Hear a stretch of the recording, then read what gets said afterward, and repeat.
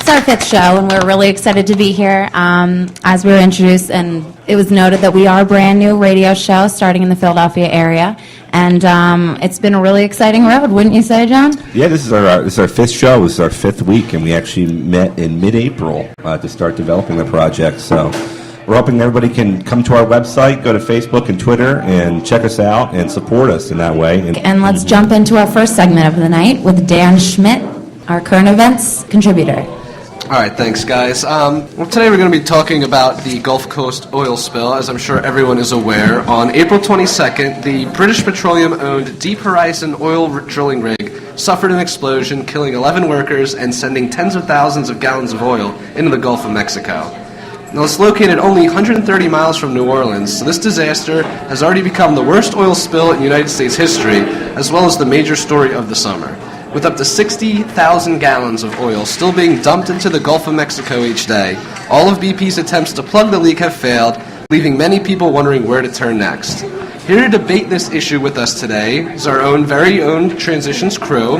We have our two hosts, John Mim and Callie McCurdy, and our head of sponsor relations, Lee Landsman. BP's tried many solutions to stop the oil spill, like drilling reserve wells to alleviate the leak, pressing mud into the well in order to slow the flow of the oil, and surrounding the area with containment structures. They have also put all information of their cleanup progress online, and a live video feed of the spill is available. Has BP's response to the spill been satisfactory for you, or do you feel they need to do more? You know, the one point that I will make on this is I do respect that BP does have a website up, and they have constant updates of what's going on. They have video footage, and what seem to be like timely updates as the different projects begin and end to stop this ridiculous spill. I think as far as the BP response now is really kind of any normal response at an oil company that has an oil rig like the Deepwater Horizon out in the middle of the Gulf, and it blows up and falls over and it's spilling tons of oil. I think that's a normal response as far as their PR campaign to try and cover their butts, as far as trying to contain the actual oil spill to avoid an ecological disaster. I think they're taking the necessary steps in that order.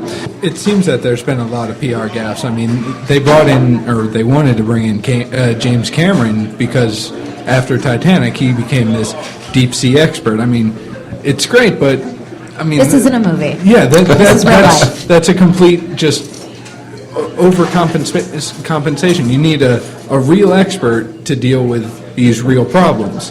I mean, there's still lawsuits going on for the Exxon Valdez, and that happened 20 years ago almost. And I can only imagine how long this is going to take just to clean up. Let's jump into our main guests here tonight. John, you want to introduce them? Sure, we're sitting here with the three members of the Concerned Citizens of Mantua. Can we get a round of applause, everybody? The Concerned Citizens of Mantua are Ryan Brenner, Pat Higgins, and Greg Mendez, three very wonderful gentlemen. How are you gentlemen tonight? Great, except it's Benner, not Brenner. Benner. Other than that, really good. Nice. Okay, good. Real nice. I was just playing, it's no big deal. Sure. All right. Ryan Benner and his two guests, Pat and Greg, have been in band since 1 o'clock this morning. Is that correct, guys? Yeah, officially, I'd say that was, yeah.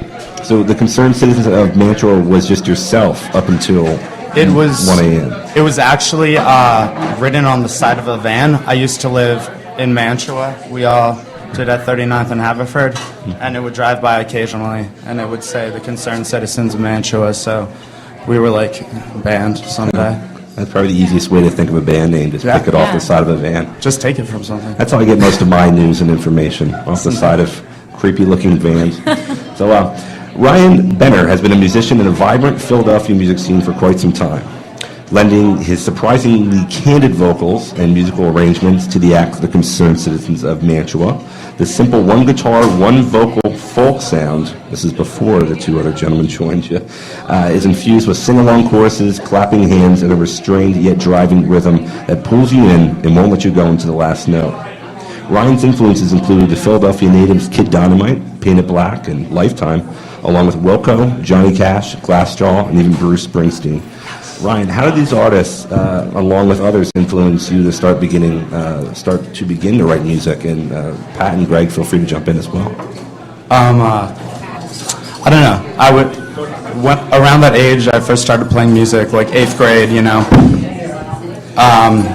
I got these CDs that I loved, and just every song I loved, and on the bus ride every day, like back and forth, I'd listen to it, and I was like, you know, I want to create something I like that much. All right, next up is our very own contributor, Melissa Leon, with lifestyle and travel trends. Melissa, take it away. Hi, I'm Melissa Leon with Philly's Lifestyle and Travel Trends. If you are looking for fun ways to spend this 4th of July in Philadelphia, Wawa is hosting this year's Welcome America Festival. On June 25th, you can sample different foods from chefs at the Taste of Philadelphia, including chefs from the Hard Rock Cafe and Tony Luke's. This is at Penn's Landing and on Columbus Boulevard at 5 p.m. This Saturday and Sunday, Taste of Philadelphia continues at 11 a.m. at the same locations. Continuing on Saturday at 8 p.m., there will be a free concert by Morris Day and the Time, followed by a spectacular fireworks show. At Rittenhouse Square, June 28th, catch the film To Catch a Thief. On Tuesday, June 29th, at the Love Park, you can watch and sing along to the film Grease. We all know that you know the words of that movie.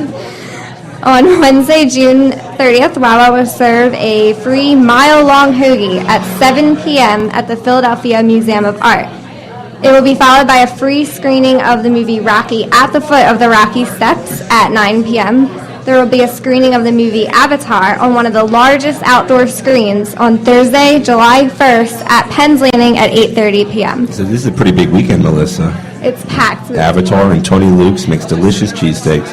I'm going to argue, and I'll have anybody come up here and try and argue with me that Tony Luke's makes the best cheesesteaks in Philadelphia. They do. They really do. So it's definitely exciting that they're coming out. On Friday, July 2nd, there's a picnic in historic Philadelphia with Dietz and Watson celebrating Hot Dog Day, following live music at night.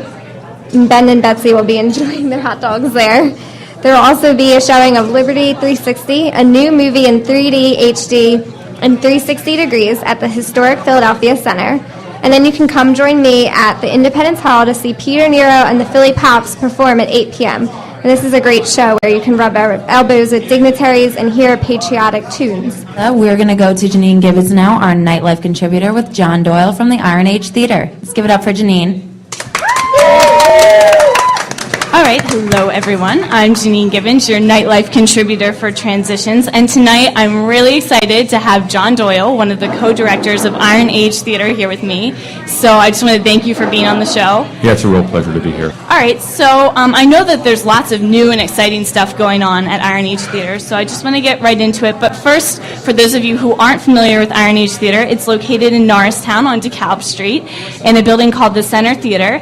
And would you just mind giving us a little bit of background about the Iron Age Theater and what kind of plays they produce?